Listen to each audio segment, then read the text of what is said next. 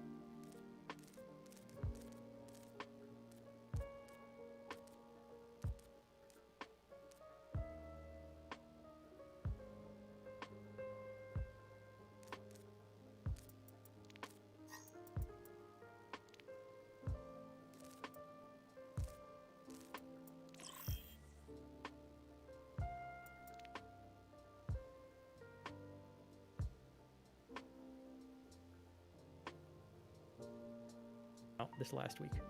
It's,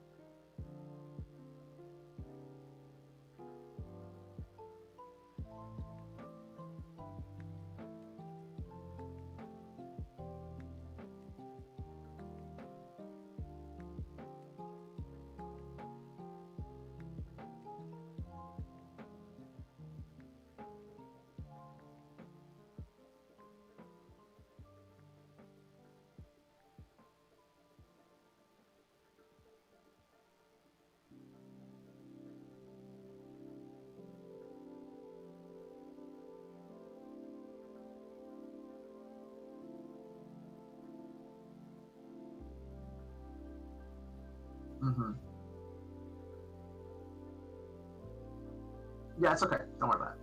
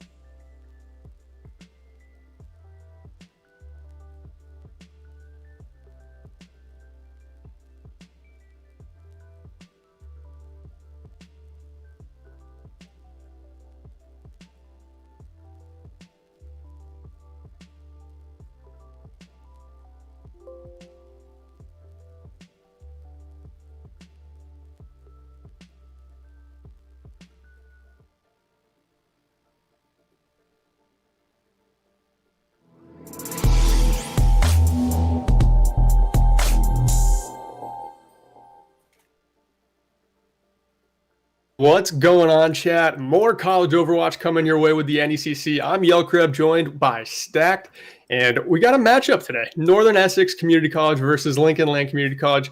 Stacked, you know a ton about Lincoln Land. You were telling me during that elongated break there. What are you most excited to see coming into this game? You know, I'm really excited to see now in this season here in NECC how Lincoln Land can perform. I saw them and commentated for them actually for the NJCAA League last season. And I'm very familiar with Invictus and Pandemonium. You know, you've got the Ryan Zarya that we probably expect to see here. And I like that they, go like mano a mano against their opponents. They like to play it, they like the brawl composition. They like to get in their opponents' faces. And I want to see more of that coordination that I've just come to know and love.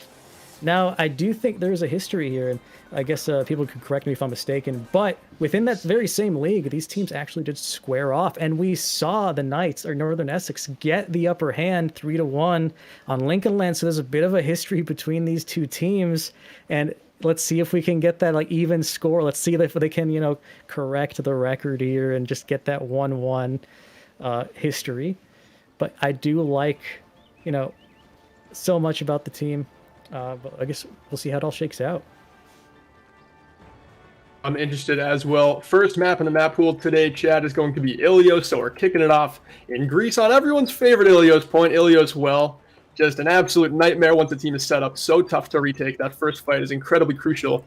But like you were saying about Lincoln Land, I think it could be a lot of brawl versus brawl today. But Northern Essex, they're going to open things up here on a Sigma Wrecking Ball comp. Pretty standard for the last meta, but Stack, we had a big patch just come through today.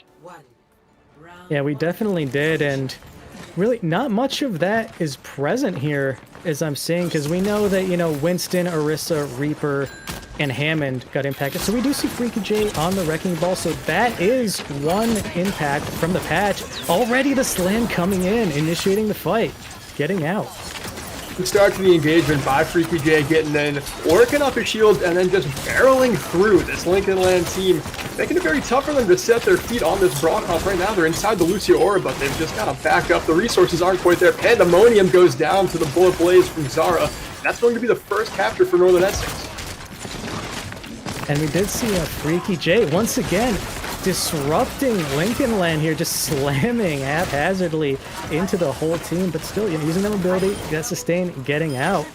And then the follow-up picks we see just full blue in the kill feed. Kermie also picking up a lot of picks here, so, as much as I love the tried and true brawl from Ryan and Zarya, the pickups from Kermie and Freaky J here are a lot to contend with for now, so we'll see how Lincoln Land tries to shake it up here. Already, approaching from a new angle here, kiting around, taking the right side.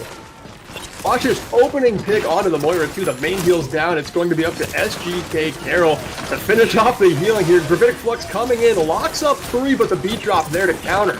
Wrecking Ball Mines laid underneath, going to pick up Shuffle, and a Trotsky Zara is there with the Helix to finish off Sloth. I mean, Northern Essex, they're just steamrolling onto this point. They're playing the Sigma Wrecking Ball and completely controlling the tempo of this game. I mean, yeah, once again, you see all that utility and effectiveness from Freaky J. And as much as Invictus wants to lead the charge, Lincoln Land's following up really well. But it's kind of, a double-edged sword here. They need to stay together to get that effectiveness. But when they're all clumped together, the minefield just wreaks havoc on the team. So they need to find a way to kind of answer back on what Freaky J is doing here to disrupt their efforts. Put some more stuns into their comp. They've added the Roadhog. Kermie goes down to Invictus, the brawl frontline. Right in close onto Kermie, closing the distance. Zarya goes down to that Riptire from Sloth. And now Lincoln able to stabilize here on the point. The hook connects. Osiris goes down to the Junkrat grenade. Somehow, Freaky J winds up with a boot kill onto Pandemonium, but I still think Lincoln should have this fight. Yeah, they just need to close Freaky J out here and just cap point, and they do get the flip, so now they're starting to rack up percentage of their own, but they can't let a single fight go, out of their way here.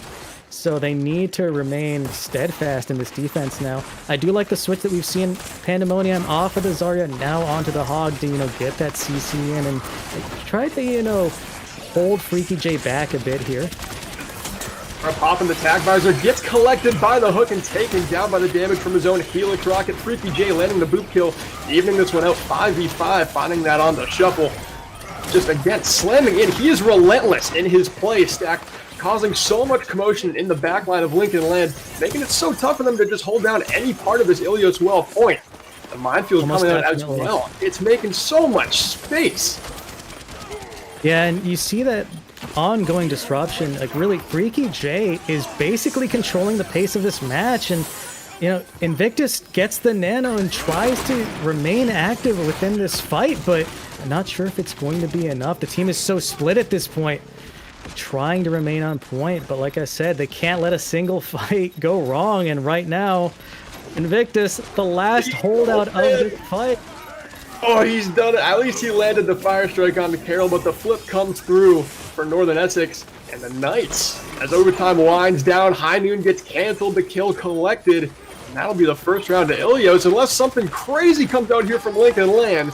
Going the way of Northern Essex, this Riptire might just be it. Freaky J and Kermie have gone down. That's the tanks. The front line is no more.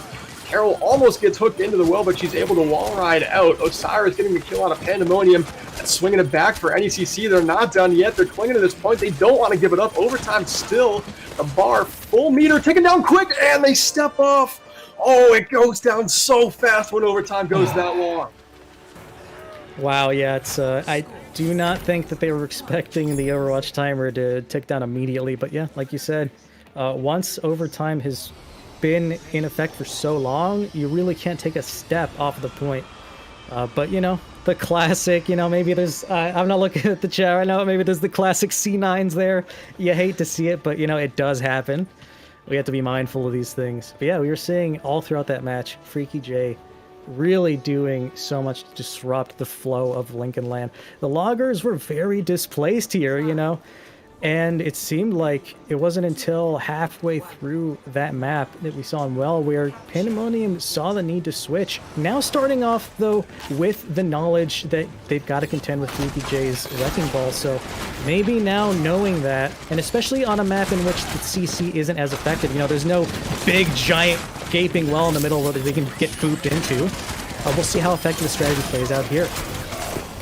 Kermie just finishing off the kill onto Invictus. Freaky J pile driving in, getting so much all charge. This front line stepping up all alone to start that fight, just getting into the end of Lincoln Land and making the way to the back line with ease.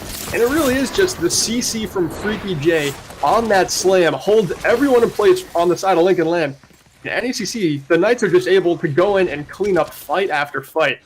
You don't see Ryan Wrecking Ball. Like, talk about that, Stack. You never see these two tanks lining up together.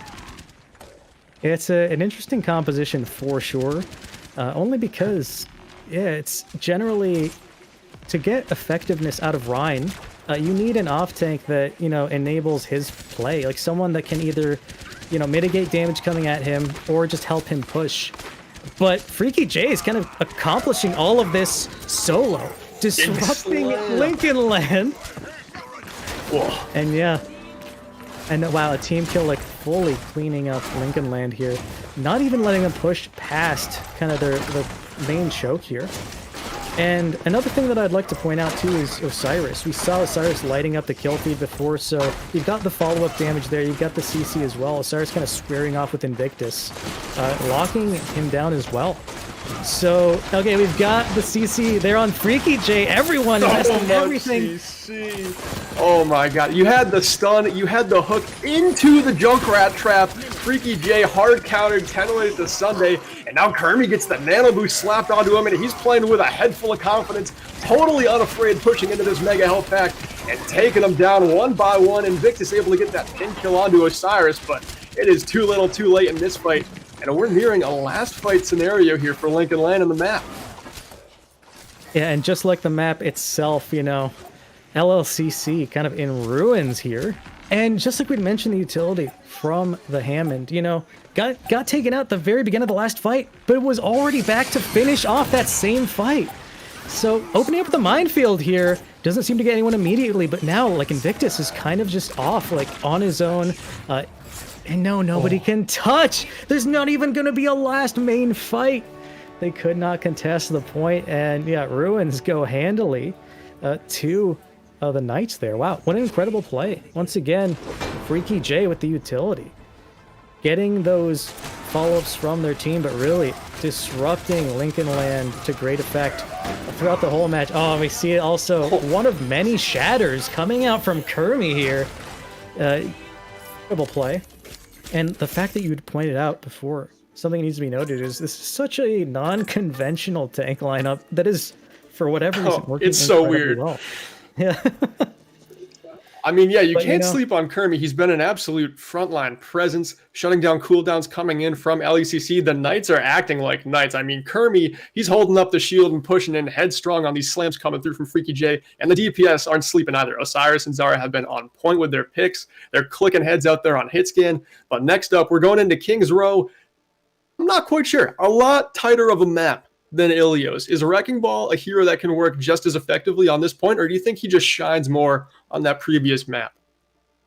Well, actually, I think, once again, if he worked well on control points, if anything, the tighter quarters would actually play to Wrecking Ball's strength, especially with the minefield. You're going to be able to control so much more space with that ultimate, especially in the just historic chokes, like all throughout second point, especially in King's Row. That is just one tight corridor or one tight road after another.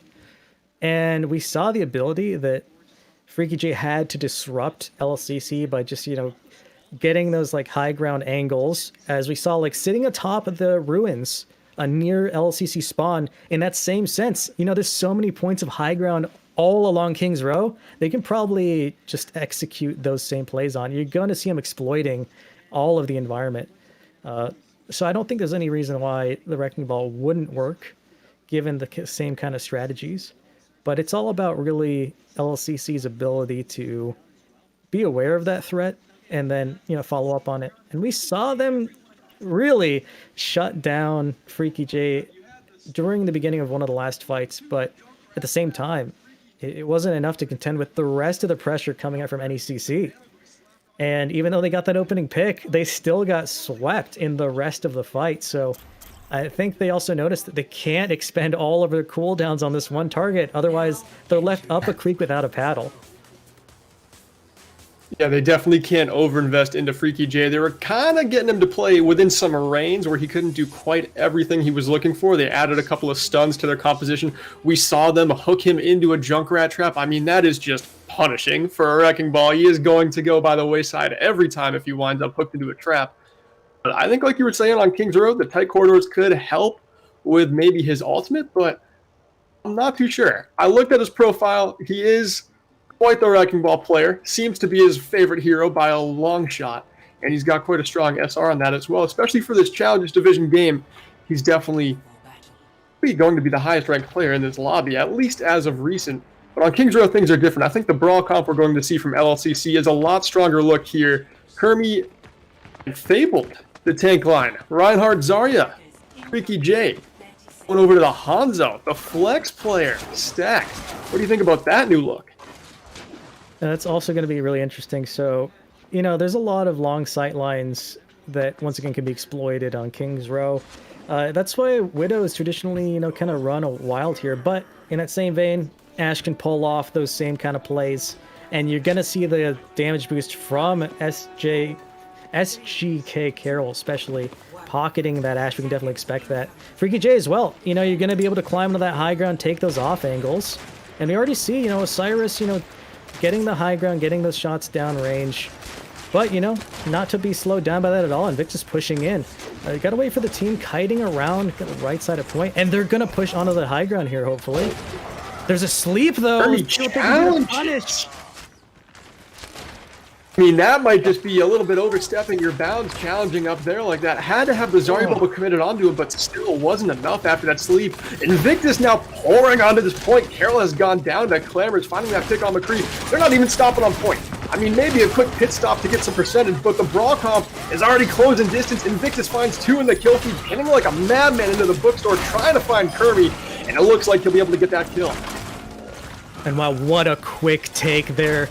You love to see it because, it's finally finally getting to show off a bit. You know, they're not to be undone by maybe a lower level performance in the first map. No, they've thrown it out of their minds. They're still playing on point here, and you love to see that composure from a team. Yeah, you don't want to lose confidence, and they're playing with utmost confidence here. You love the punish onto Kermie, and then also a follow-up. Unfortunately, I was going to speak his praises, gets taken out, but Clamorous did pick up the pick onto Mercy at the start of the last fight, so pretty good stuff there as well. Got some ultimates about to be online as well. Kermie's got this. Shatter looking to lay it down. Big air goes up by this. He laying it down, finds Atrocity in the backline. Freaky J collecting that kill as well as the headshot on the Sloth. A beat drop coming in, adds some frontline presence to LLCC. But the Nano slapped onto Kermie, puts a stop to the attack right there. The nade landed by Haunted Mage, just leading Invictus. Yeah, so really good awareness and good expenditure here of ultimates to kind of keep the fight back in their favor. You know, NECC not letting themselves get outdone here. I do like the Nano to keep the sustain the damage in the fight, even though they dropped a pick or two. But yeah, I love the huge air from that slam. Even though it didn't get as much as you probably would have wanted. You love the fanfare of it all. Abaton Surge comes through, Dragon Strike to follow it up. Easy cleanup work. Osiris has gone down. The Resurrect will be there from Carol, though. And yeah, I mean, you saw them online, the classic grab dragons. And really with not much in the way of, you know, damage mitigation. You know, we don't got the beat, so that's kind of just, you know, a conceded team fight. You know you're going to kind of lose to that combination. But already, they're back into the fray, pushing in once again with confidence. We'll see how Invictus kind of opens things up here.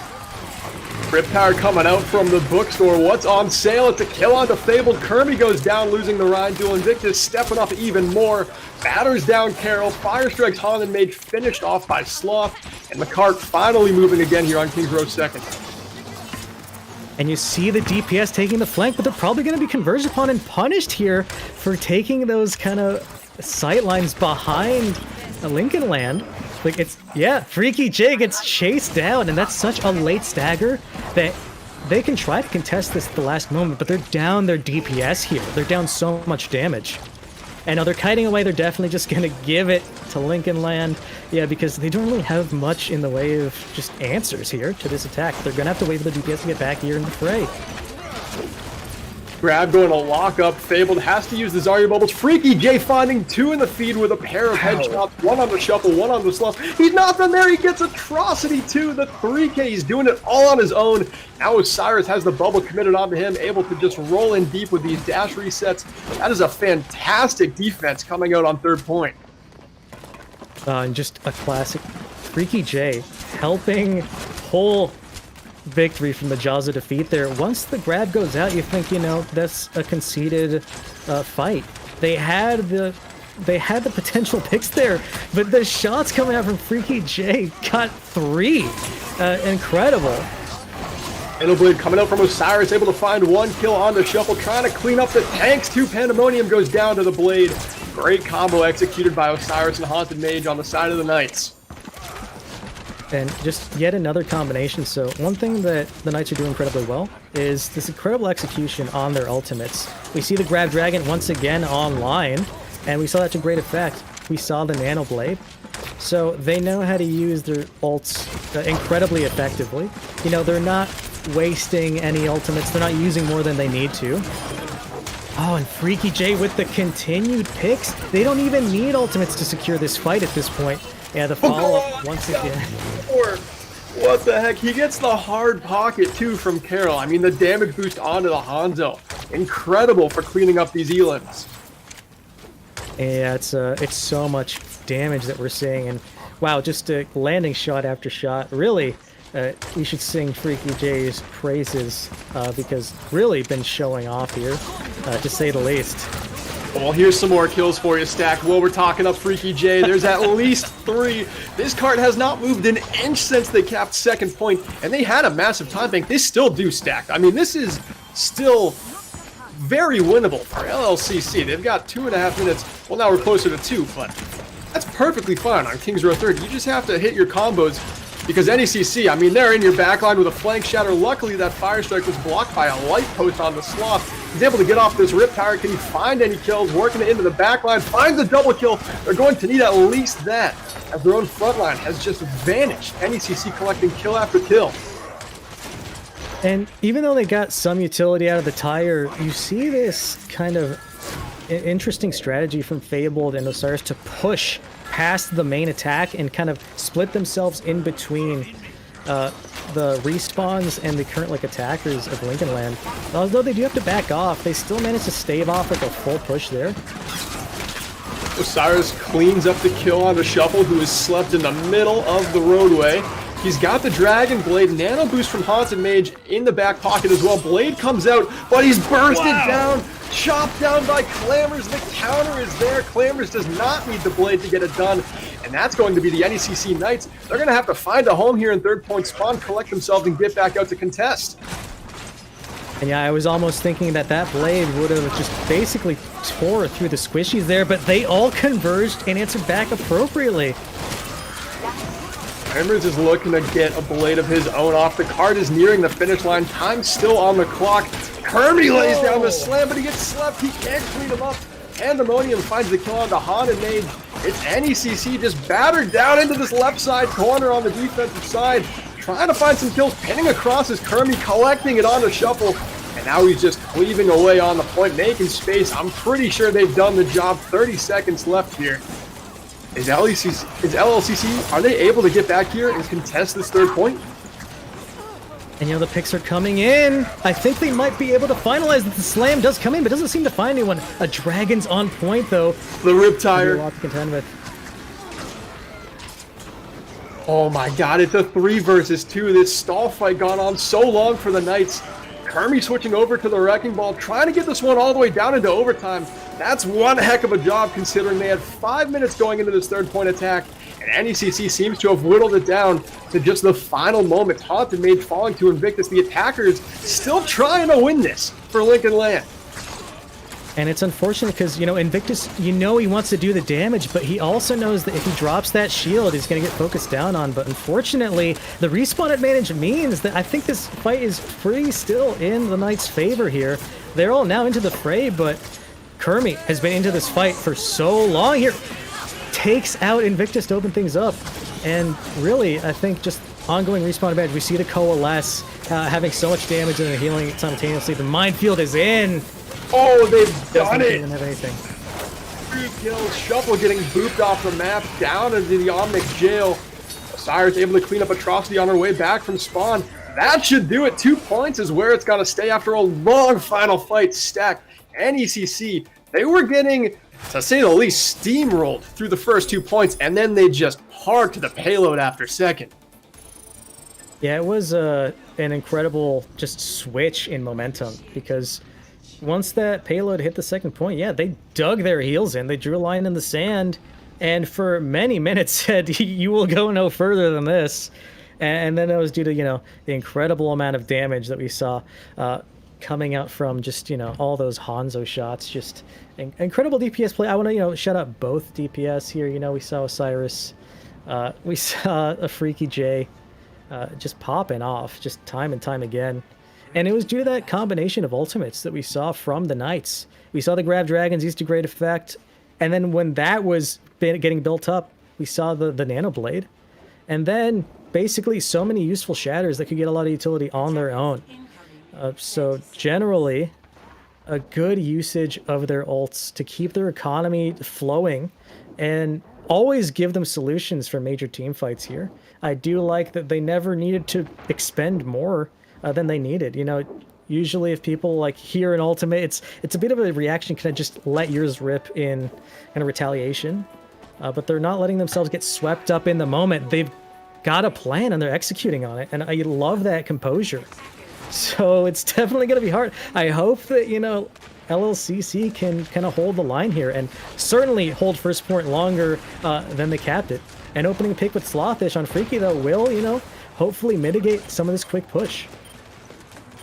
Insanely fast brawl comp rushing through the Alderworth Hotel. Osiris is able to find Atrocity. That's the Resurrect gone in a long walk back from spawn. it seems like they're able to get these rest of the kills just to push the defense back, so they have to collect, but that is going to be a long walk for Atrocity. That pick onto Osiris, though, stepping a little bit beyond the bounds where a DPS player should be. Engaging a Reinhardt up close is going to even things out here, though. Plenty of time for Atrocity to get back. Oh yeah, and you love to see it. Sometimes you got to take those risky plays. You know, high risk, high reward. You like getting those stagger picks, giving your team more time to get back in the fray, and just get a bit more set up on defense. We see the damage amp. Fantastic window, or should I say garage door, to burst down Kermie. Clammers not missing the shots, the crucial shots to keep that Reinhardt at bay. And now LLCC, they're just pushing into Black Car, taking all the space back. Freaky J, though, up on this high ground all alone. Now he's got Fabled up there working alongside him. They could do a lot of damage from this angle. Kermie's able to roll into the point and find that Fire Strike on the Clammers, too. And I'm just looking at Fabled positioning. He's at 100 charge. This is a menacing spot for an attacking Zarya to be. The slam comes in. Slot this. Kept alive by a fantastic Immortality Field from Shuffle at the last second. Stack. The defenders look like a completely different team than we saw in Ilios, but finally the first point may be collected by NECC. And you know, they did hold on for, I guess, more significant amount of time. Did, though, get split up there, and I think that started off with Freaky J and Fabled on that high ground flank. You know, they took that space and split up the attention of LLCC until eventually, engaging into that fight, Kermie with the pin into main, and also the shatter, because, you know, Invictus was a bit preoccupied with a different side of point, letting kind of Kermie take that space. We see the grab and Bob go in with the counter dragons. Tons of ultimates being chucked through. NECC left with just 2 on the board to finish off this second point. They really committed heavily into winning this bookstore fight. And it seems like they're going to be no slouches taking space here, rolling deep into the third point to just take as much away from LLCC as possible. Freaky J with 2 more picks onto the support. Wow. They can really go in now. I mean, the space is in front of them. It's already been made by the DPS. Yeah, and once again, we're just seeing Freaky J light up that kill feed. Incredibly well-placed shots, and as we mentioned before, a good follow-up, good combination of ults. Grab Dragons works once again to great effect here. But we see, look, almost literally every single ultimate is online for Lincoln Land. They've got the ults, they just gotta use them. And then the first one to come out, the sleep coming through onto Invictus will stall this defense coming out at least a little longer. Shatterlands as well, but a quad from Sloth, massive, and the defense will stop the cart right here. Oh my, I just had to pop up a 4-man tire. That is the saving grace that Lincoln Land needed to just stay within this fight here. Once again, stopping the play level for a second point. They can now, you know, rest easy, breathe that sigh of relief here, and get themselves set up for the next counterattack by the Knights. I like Clammers kind of taking this high ground, maybe trying to flank from here. I don't think they're going to push in too much more. The beat goes in to contest the grab, and we see, you know, the window once again, pushing them to kite away, but we see the flank now pivoting to the right side. That was very quick. It's going to catch Invictus unawares. Taking him some time to get over to this right side, laying down the slam onto the back line, but he's bursted down by Osiris. Freaky J following up from the other angle, claiming this payload, reaching second point finish line, no problem at all here. And a 3-minute 40 time bank going into third. They've got their win conditions set. If they can just get it past 68 meters, they've done it on King's Row. And yeah, basically, you know, they got to take it near the end here, but since they won very handily on second point, that means, you know, they're not going to be able to be held at the point like Lincoln Land was. So already near the last corner, Immortality saves Invictus, but is going to be enough sustain, and no, Kermie does get the pick. Frontline for Lincoln Land going down again. Kermie aggressing so far up with Carroll. He's got the speed boost, knows the tempo of this attack. The shield is broken. He's got to find his way behind the point. Riptire coming out. There was no shield to block it, but the fire strike from Kermie snipes it. It's not enough. He's pinned into the back, taken down by Invictus. Great stuff from Kermie. Yeah, I love that deep pin. You know, getting the pick back onto Kermie, staving off this fight yet again. Clammers, you know, with another pickup here. A last late stagger onto Haunted Mage. But once again, like you said, recognizing the pacing of the match, Kermie has that confidence to push in. But then know that, you got the cooldowns and support from the rest of your team. Maybe overextended a bit, but survived into the fight much longer than I think he had any right to be. The concert making Kermie awfully uncomfortable. Both Reinhardts have the shatter ready to go, and this is what Rhine players live for. Kings Row, third point, with a win condition, shatter be shatter. Can't let your shield crack. The pressure is on for the main tanks. Who's gonna have it land? Who's gonna be the one to block it?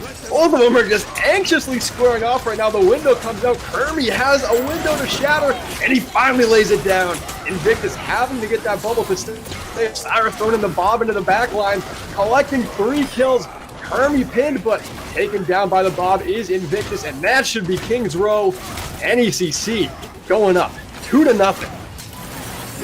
Well, I mean, we see these last-minute contests, so let's see if it's not over yet. And we saw Lincoln Land also get held up in the same position where, like, the respawns came in and they weren't able to close out the rest of the fight, but let's see if the same can happen. Can Lincoln Land hold on? But Freaky J with the picks! They're able to target focus, and no, they just don't have the ability to recontest. And yeah, NECC does eventually close it out. Wow, that's, they're up now, 2-0 in this set. And just to clarify, within this league, we do play the third map regardless, just for map differentials down the line, just so we can truly come to like a definitive, I guess, winner, like ranking system here. Well, but yeah, I guess we will move on. Play. Invictus was slept. They were down to their last legs on that second point. The shatter came through onto the slept Reinhardt. Everyone behind him stunned to the floor, but the 4K tired. I mean, clutch from the DPS, but in the end, Northern Essex Knights going up 2-0. Truly explosive play there. Still not enough to maintain kind of an even sway within the set, but I think definitely a better showing for Lincoln Land, especially on their attack. And then we got to see from what they could do for control. And I think it's just, their ability to actually play the Rhine Zarya to their strengths on a map that they prefer. Did show off a bit more of their potential, but once again, shout out to the Knights doing incredibly well to work cohesively as a team. But then also just, wow, incredible shots, just time and time again from Freaky J. And yeah, good adaptability as a player. We've seen a lot actually from Freaky J within this set. So showing off on just multiple kind of heroes and situations. Yeah, and the next map on the list, Havana, that's a fantastic Hanzo map. I would imagine we see him stay on the DPS just with how well he performed on Kings Row. That hero brings a lot to the table with these long sight lines we're going to be seeing. What do you think we see from LLCC? Do you think they stick with that brawl-oriented comp, maybe slap a couple stuns on it, or did they go for a different look? The thing is, I've known LLCC to, kind of just stick to their roots, and if they think they can get mileage out of their tried and true kind of compositions, they'll run with it. I think we did see them work to great effect. I don't think that they lost due to a matter of composition, but just, overall better levels of execution from the Knights. But really with, I think, more awareness, better follow-ups, really, like, fights could have swung either way here. But, an incredible match. But you know what else is incredible before we get into it? Helix Esports. Helix Esports offers world-class gaming and virtual reality experiences at state-of-the-art esports centers throughout the United States. Helix Esports delivers a professional esports experience to everyone. And whether gamers choose to play, practice, or socialize with friends, or compete at the highest level, Helix Esports is the premier destination for gamers. Follow Helix Esports today at Helix Esports USA. Yeah, please be sure to give the sponsor a follow, But right now, we've got not much time before we're going to see the hero selection and see if it does follow through. Yeah, still the Rhine, though. But, you see that switch onto the Hog. Clamors onto the Bastion, though, unexpected. But Atrocity on the Mercy is actually finally expected. Something of note is that Atrocity is generally a Mercy main in my experience seeing this team play. But we've actually not seen much of the Mercy, actually, throughout this set. So it's nice to see that kind of back into play. And then Shuffle on the BAP. We like the BAP. BAP is incredibly effective, very meta. and then you see like the damage amplification, the windows coming in a lot throughout King's Row in the last match. So once again, that same amount of utility and damage down range amplified, by the Bastion. So maybe they'll set up on Cart here. Actually, now with the double shield onto the Sigma.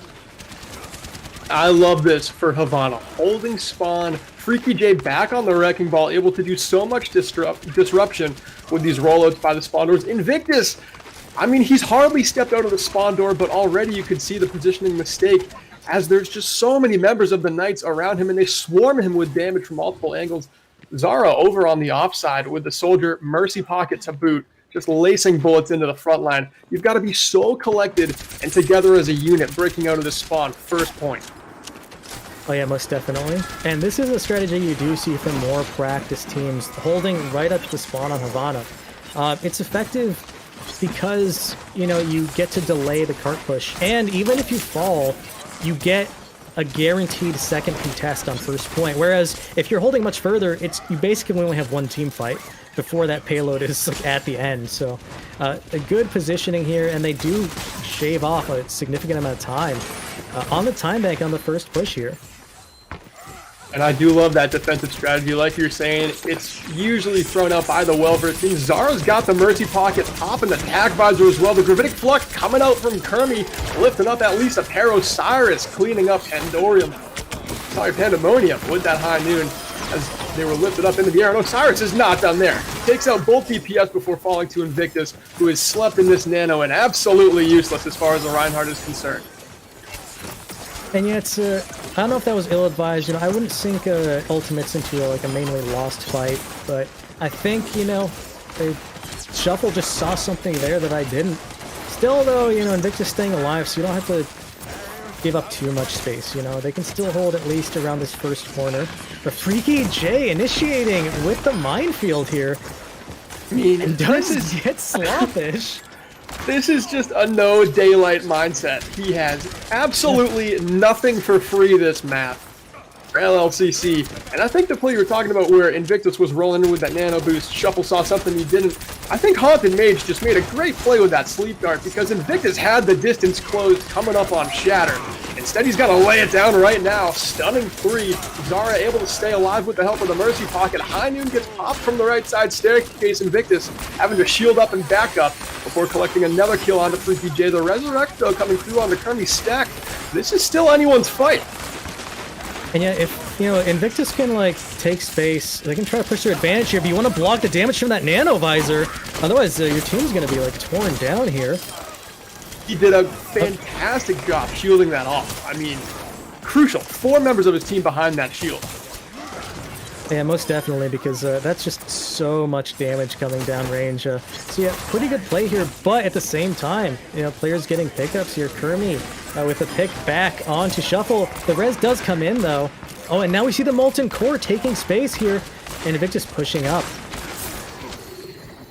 Molten Core making it so the defenders can't push up.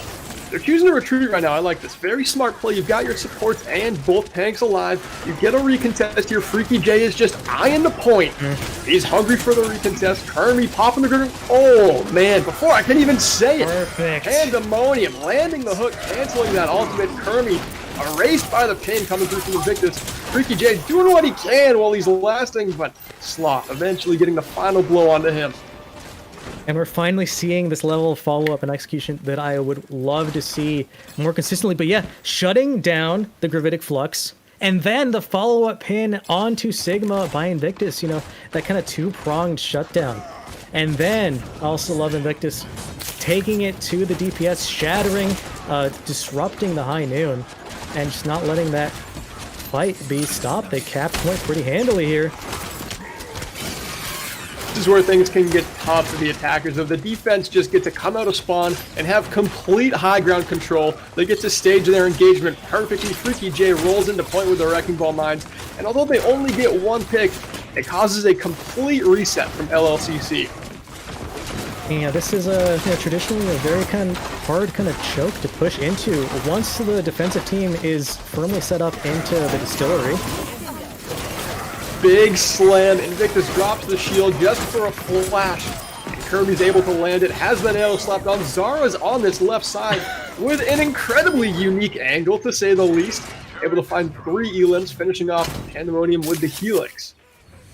And what a completely confident play here. It's just Zara pushing so deep with the visor and kind of cheekily hopping around close to LLCC's spawn here.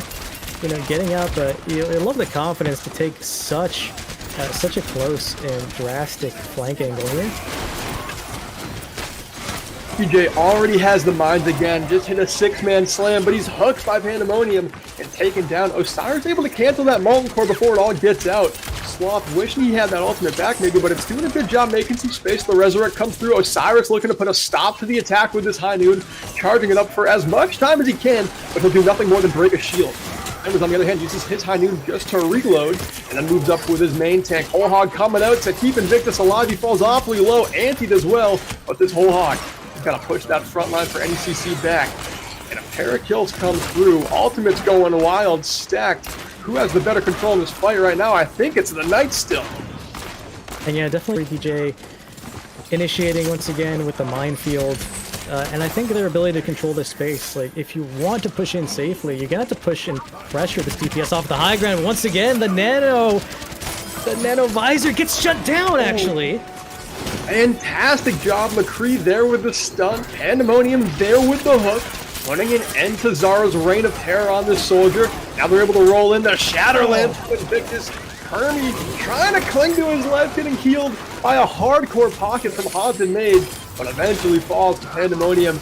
And now, LLCC, they've got good control here, but they still have to finish off this 3rd point. NECC isn't going to be working with any ultimates, but Freaky J definitely going to look to recontest this point. And you know that, yeah, Freaky J is set up for that on the right side, coming in. Trying to get a slam kill. Sloth goes down to the Fire Strike, the great slam combo. We've seen it again, but Kermie's in a tough spot, and he's antied. The Mercy chained up to him, but unfortunately that yellow beam does nothing.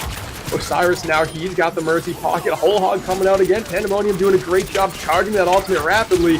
Hermie, as the res comes through, holds it down for as long as he can, lands the pin onto Invictus. They might have done it here. The main tank for the attackers, no longer with us. Clamors trying to make plays with his kit. Lands the stun into just a shield, and I don't think the defense has this, but what a contest we saw for a while by NECC. Yeah, for a moment there, it looked like it was going to swing into the Knights' favor, but I do like that we saw Shuffle just not taking their eyes off of just the heals, doing as much as they could to keep Invictus alive. But then, once again, Atrocity with the incredibly necessary res back onto Invictus to be able to swing the fight in their favor. So I think that was definitely a game of supports on both sides. We saw Carol just pocketing, keeping the tanks alive in that fight. But then once again on the same side of the Lincoln Land, Loggers supports really defining the viability of the fight.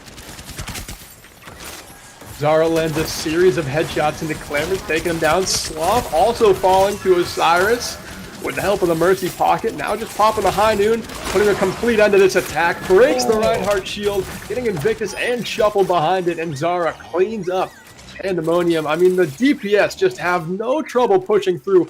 Once anyone on LCC goes down, they completely claim the tempo of this game. Yeah, but I think also just another great actor within that fight was Freaky J, once again, pushing Invictus out of the, cart and into the sightlines of the High Noon. It's just so cheeky to, push your opponents into damage, using your cooldowns and abilities to facilitate your team. It's just working so well. A Freaky J, once again, using the ball to disrupt so much of what Lincoln Land's trying to do here. Zara tried to get another backline tack visor to work there. Had a little bit of help from Freaky J. The nano boost slapped onto him as he rolls into a trap. Utterly useless, but he's going to get a big ultimate and a slam. Still has the nano boost. This is a truckload of damage. Sloth goes down. Carol's on a mission with a double kill using Valkyrie. Fantastic use of the Mercy ultimate. Getting in the kill feed mix. It looks like NECC, if they can cancel this Resurrect, they cannot. Invictus back in the mix. The attacker's not done. The slam lands onto 3. Piling through. And it seems like they're collecting kill after kill. They've still got to remove Zara and Freaky J, the two carry so far, if there have been some for NECC. They find a couple of kills. The defense is back in overtime ticking. Osiris finds a pair stacked. Ooh. You know, Cyrus just getting so much damage here, but I love the pressure of the High Noon, putting so much pressure onto Invictus, forcing him to hold that shield. All the while, you saw Zara trimming that shield down until eventually it was gone. The rest of the follow-up damage came onto Invictus, and then the two follow-up picks from Osiris, now that Invictus was out of that fight. So incredible play by the DPS to kind of just hold the line and force Invictus into just a terrible situation of, you know, having to remain on cart, because once again, you're in overtime. You can't back off too much and can't give up space, because if you back up too far, then you know you're within one boop away of Freaky J, making that overtime counter just go down immediately.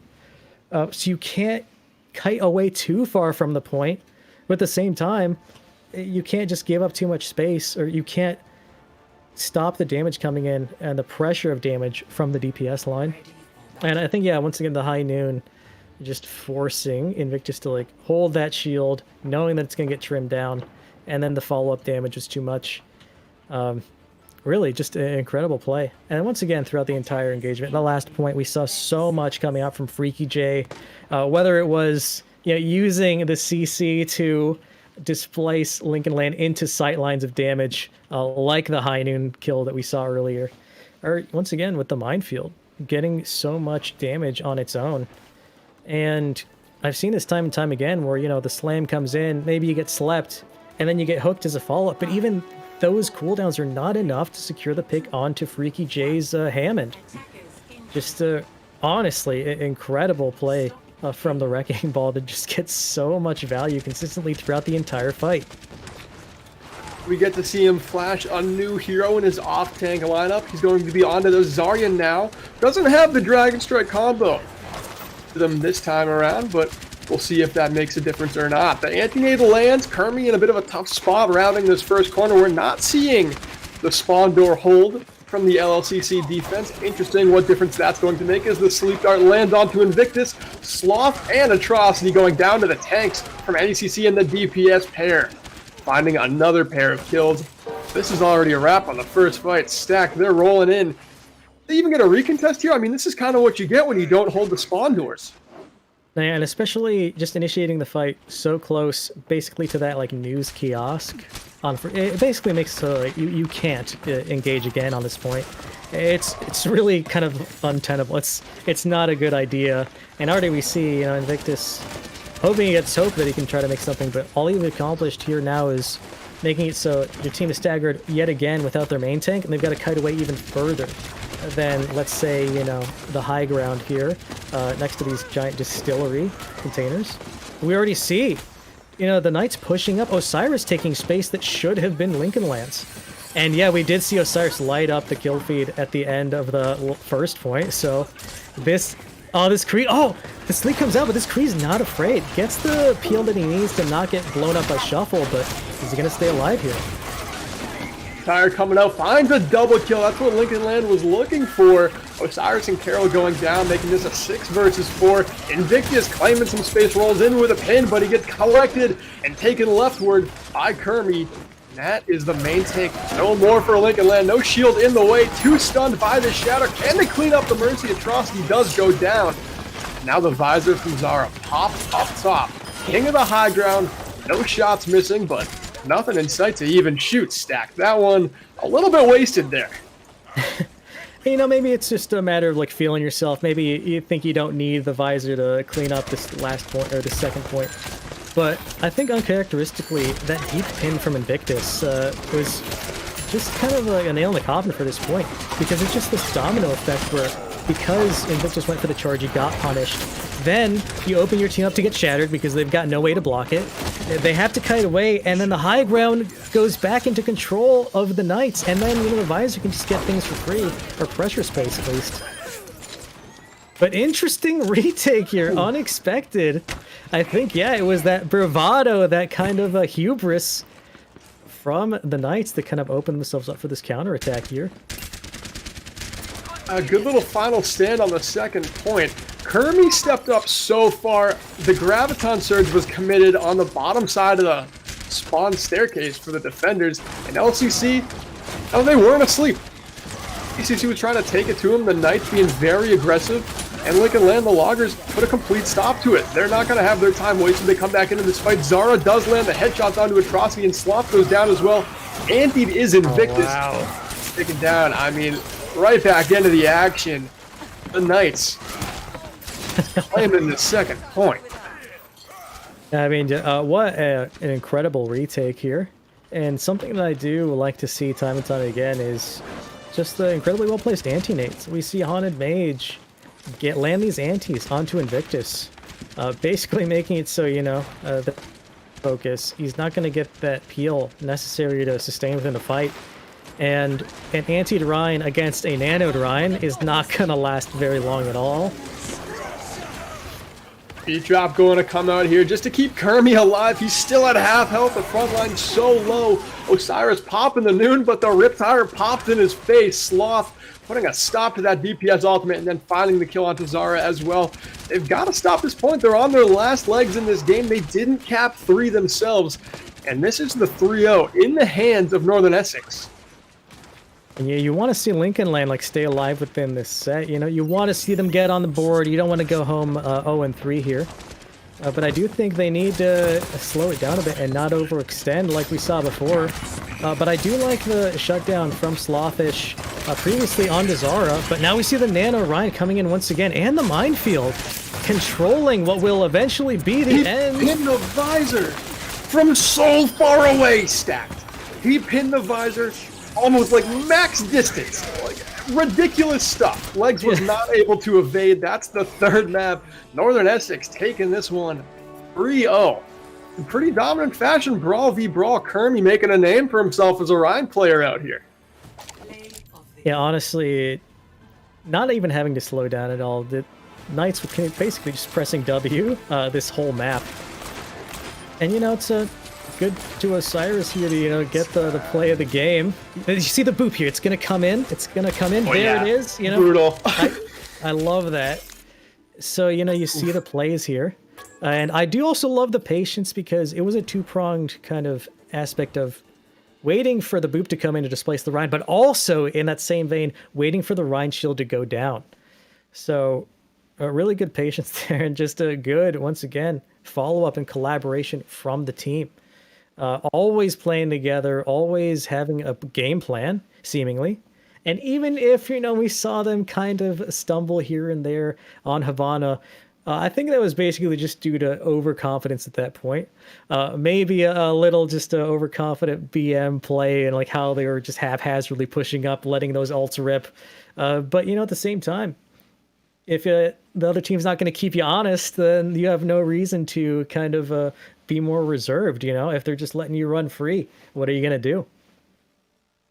Well, it seemed like LCC was able to keep NECC in check at least just a little bit. They struggled on Ilios, and then they started to find some answers. They added some stuns to their comp. They started being more aggressive with their own Reinhardt plays and just limiting what Freaky J could really do. But I think there's no question that Freaky J is still the standout player in this match, Stacked, right? Almost definitely. And just basically the individual who just definitely directed the pace of each encounter and who had a literal impact onto Lincoln Land with the slams just coming in, disrupting the entire team. Not even just focusing on the squishies, but generally just having so much effectiveness. But really, great play. And I really do hope to see more from both of these teams. Lincoln Land, I know they won't be at all dissuaded. They're going to come back swinging with the Rhine Zarya combo.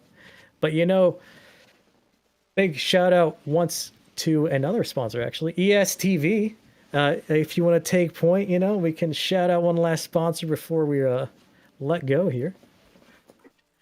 Yeah, I'll tell you about ESTV. They're the first ever dedicated channel for esports and gaming personalities. The first channel devoted 24/7 to esports coverage that can be found on a number of OTT platforms, including the Roku channel, Amazon Fire TV, Samsung TV, plus Sling TV, and Vizio Free Watch. Yes, ESTV partners with the world's top gaming networks and production partners for the most robust esports content lineup on linear, online, and mobile. For more information, please visit www.estv.co. Once again, that's a www.estv.co. All right, chat. set up for an interview here. Oh, we get a Freaky J interview. Let's get Freaky J in here. Wow. And yeah, once again, what an impactful player. But really, I'm really interested to see or just inquire. Hello? All right. Hello. What's going on, guys? Freaky Well, how are J, you doing, what's going Freaky on, J? man? Not much, man. Riding high, you know? Of course. Well, yeah. We just got a couple of questions for you, Freaky J. You're playing a composition of Reinhardt Wrecking Ball a lot of the time, and teams don't really get to prepare for that. It's a lot of Ryan Zarya, or you're running, the full dive. Reinhardt Wrecking Ball, could you just explain how the tempo of that comp works, how the pacing revolves maybe around your pile drives? Oh, yeah, absolutely. So I like to call it the main tank sandwich. You get a Lucio speed and some Reinhardt action. You get a ball to boop him in from behind, and tank sandwich, baby. That's a good name for it. I'm always calling out what I'm doing. I like to yell a lot, so yeah. It works out for us. We're just a couple of weirdos. We make it work. Having fun. So I guess, there you go. You really run wild there with the Wrecking Ball. We just saw so much impact, literally, with your Wrecking Ball throughout each fight. We saw it opening up really to great effect on then Ruins. And it seemed like, you have a good amount of just sustain yourself. Basically forcing all of Lincoln Land to pivot their entire comp to just get those hard CCs. But I guess you still managed to kind of run wild with it, even after the sleep darts, the stuns, the hooks. Oh, no, yeah, I was catching a lot of sleep darts in that Havana match. Yeah. Oh, you got what happened to you? You got McCree stunned on Ilios Ruins and then hooked into a Junkrat trap. All three of those things in like 2 seconds. Yeah, there's a whole lot going on when you're in the ball, and I'm happy to make it out alive most of the time. But against that team, that was pretty tough. I'd have maybe 4 turn on me, and I'd wind up rolling back from spawn. But hey, I'm pretty quick, so whatever. It's a quick reset. I don't mind. But yeah, I guess it takes a lot more to dissuade you off of the ball. Like, what would it actually take for you to feel like you'd need to switch? Are you kidding me? The only tank I ever want to play is ball. Like, why is there other tanks? None of them always are nearly forcible. as fun. Always forcible. No, yeah, when there's enough rolling and slamming going on, we can always make it work. I did play Zarya at one point, but I really didn't want to. Right. Yeah, we did see the Ryan Zarya squaring off to start off King's Row. Mm-hmm. All right, so I was playing DPS that match. Oh, actually, yeah, no, I was going to mention at the start of Freaky Havana, J on the Hanzo. Yeah, popping heads, baby. But actually, I was gonna, sorry for the mistake, but I was gonna actually ask, do you like playing the Wrecking Ball more, or did you like the Hanzo more? Because you were popping off on both, but we saw you light up the kill feed on King's Row. So I guess, what was your favorite throughout this set? All right, so I've played DPS for a few seasons now for this team. This is my first season on tank, and I try so much less on tank, and I have a higher rank, so I gotta say I like tank more. DPS, I lean in too far to my monitor, and I gotta sweat a little bit. It's too much, man.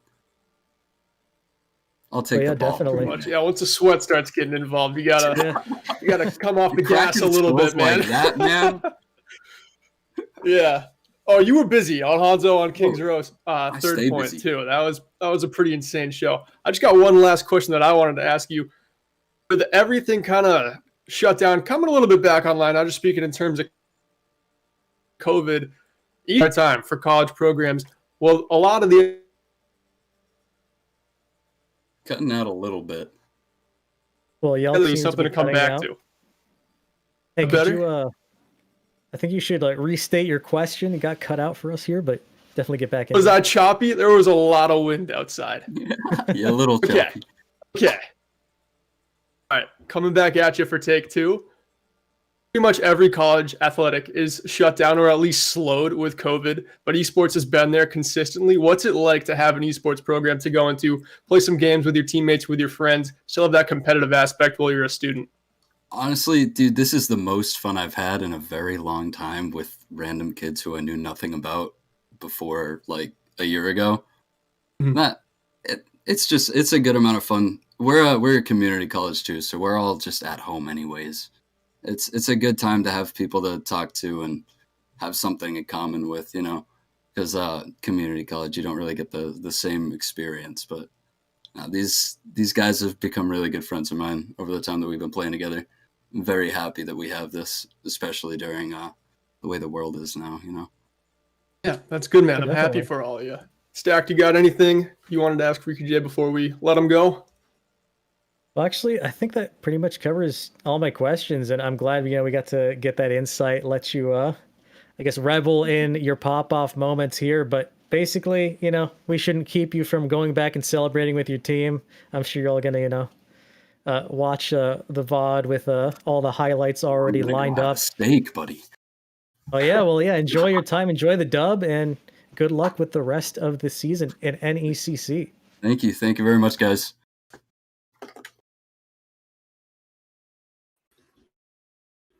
Well, all right. That, I think, is going to do it for that matchup, Stacked. I mean, we got through it 3-0, NECC riding high, like Freaky J was saying. Anything you got to say before we hop off? Where can people find you? Oh well, you can find me on Twitter, Instagram, generally at Obergon Design.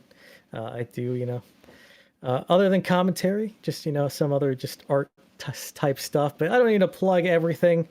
Definitely, I'd also recommend people stay tuned. There's way more matches this evening. Do follow NECC also on their platforms. Drop them a follow here on Twitch because I do love the content. And also, I guess I didn't really get to touch up on it too much then, but do follow the Rocket League games as well. Because actually, Slothish and some of the other players on the roster for Overwatch here for Lincoln Land are actually also Rocket League players, and they actually do very well. So give NECC more of your views. Check out the other games being run here because there's a lot of great content. Wow. A multi esport college athlete. What a time to be alive. It's a good note to end this one on. We'll be back at around 9 for the next match, Fresno State versus Concordia, Wisconsin. Stick around.